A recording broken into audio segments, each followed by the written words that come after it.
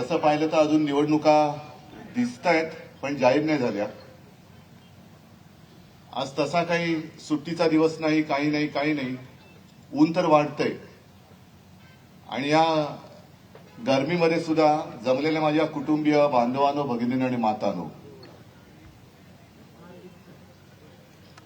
डोणगावकरजी तुमचं खरंच मी अभिनंदन करतो, कारण कोणत्या कठीण परिस्थितीतून तुम्ही कारखाना सुरू केलात, पण बरोबर मुहूर्ताला सुरू केलात. आज त्या कारखान्यातल्या पहिल्या साखरेच्या पोत्याचं पूजन आपल्या सगळ्यांच्या साक्षीने केलं आणि मुहूर्त एवढा चांगला आहे की या कारखान्यातून निर्माण होणारी साखर ही आपल्याला लोकसभा आणि विधानसभेच्या विजयाच्या वेळेला वाटावी लागणार आहे. म्हणून आपल्याला ह्या खोकेवाल्यांच्या साखरेची गरज नाही. अस्सल आपल्या मेहनतीतनं जो कारखाना लुटला गेला होता किंवा बंद पाडला गेला होता, त्यातनं तुम्ही काय करू शकता हे दाखवलं. त्याच्याबद्दल तुम्हाला सगळ्यांच्या वतीने मी धन्यवाद देतोय. संजय आता म्हणाले की येता येता आमच्या कानावर बातमी आली, तुमच्याही कानावर बातमी आली असेल, अशोकराव गेले म्हणजे भाजप सोबत गेले. अरे नीट सांगावं लागतं, नाही तर तुमचा पटकन गैरसमज व्हायचा.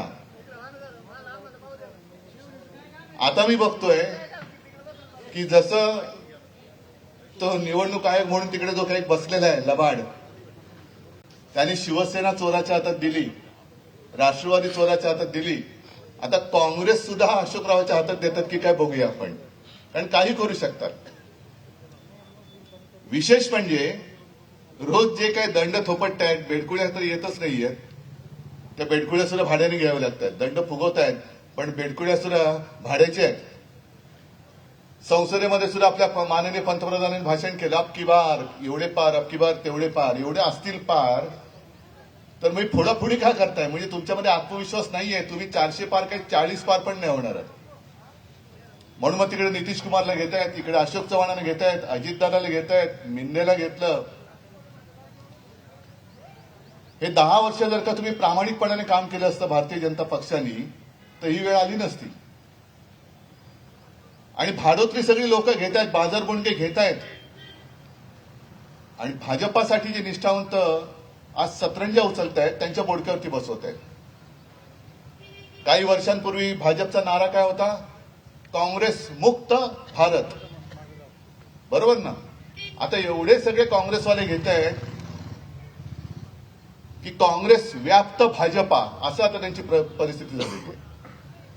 आणि आज सुद्धा तुम्ही लक्षात ठेवा, मी जे काय बोलतोय ते आणखीन काही वर्षानंतर कदाचित असंही होईल की भारतीय जनता पक्षाचा अध्यक्ष सुद्धा काँग्रेसमधून आलेला असेल. हे सुद्धा घडणार आहे.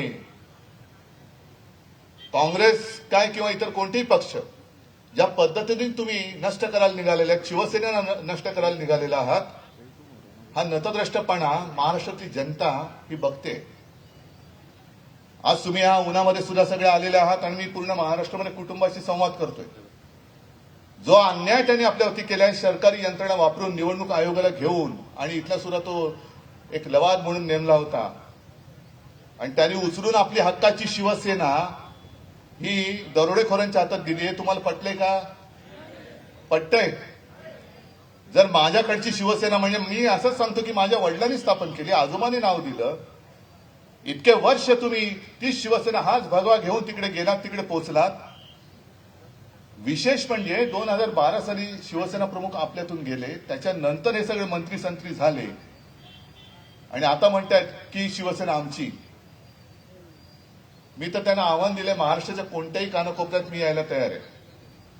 अट माझी एकच आहे, पोलीस बाजूला ठेवायचे, बाजूला म्हणजे लांब ठेवायचे, जनतेला जमू द्या आणि मग तिकडे मध्ये जाऊन उभं राहायचं. मी येऊन उभा राहतो, मिंध्याने येऊन उभं राहायचं, त्या लबाडाने येऊन उभं राहायचं आणि सांगायचं शिवसेना कोणाची. माझ्यात हिंमत आहे, तुमच्यात असेल तर करून दाखवा.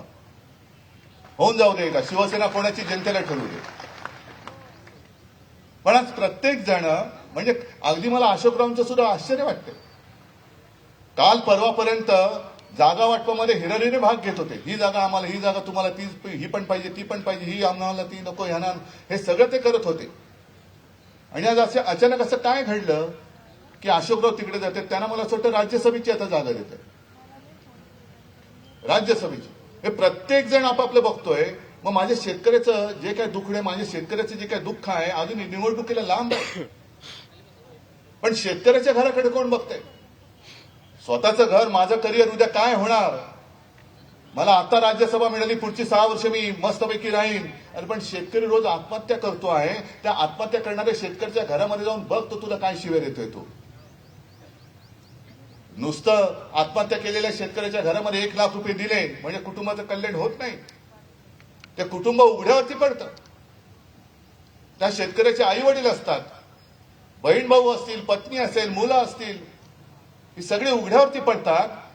ही सगळी उघड्यावरती पडलेली ही कुटुंब उद्या तुम्हाला जाब विचारणार आहेत की अबकी बार 400 पार सोडावं. माझा आमच्या घरातला करता करविता त्याने आत्महत्या केली, त्याची भरपाई जीव तर तुम्ही आणू शकत नाही, काय म्हणून आम्ही तुम्हाला मत देऊ?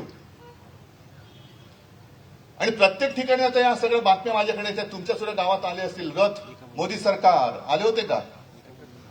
आले होते? इकडे नाही आले, पण विदर्भात फिरतायत. त्याच्यानंतर काही ठिकाणी फोन जातात, काही कदाचित तुम्हाला फोन पण आले असतील. मग ते फोनवरनं विचारतात, हा तुमचं नाव काय डोणगावकर का? मग डोणगावकरजी सांगा हो. मग दादा तुम्हाला ही योजना मिळाली का, ती योजना मिळाली का? हा ठीक आहे, ऐकलं त्याच्याबद्दल. मग परत तुम्ही भाजपलाच मतदान कराल का? तर एका शेतकऱ्यांनी त्यांना म्हणजे आता शेतकरी त्यांना उत्तर देत आहेत. माझ्याकडे फोनमध्ये ते रेकॉर्ड केलेले फोन आहेत. म्हणजे कोण कोण आता फिरतायत, सगळीकडे फिरतायत. एका शेतकऱ्याने असं सांगितलं विदर्भातल्या की आम्ही आजपर्यंत भाजपाला मतदान करत आलो, पण 2014 साली जो सोयाबीनचा भाव होता तिथपासून आतापर्यंत सोयाबीनच्या भावामध्ये आणि आम्हाला काय मिळालं, काय अधिकचं मोदी सरकारने दिलं ते पहिलं सांगा.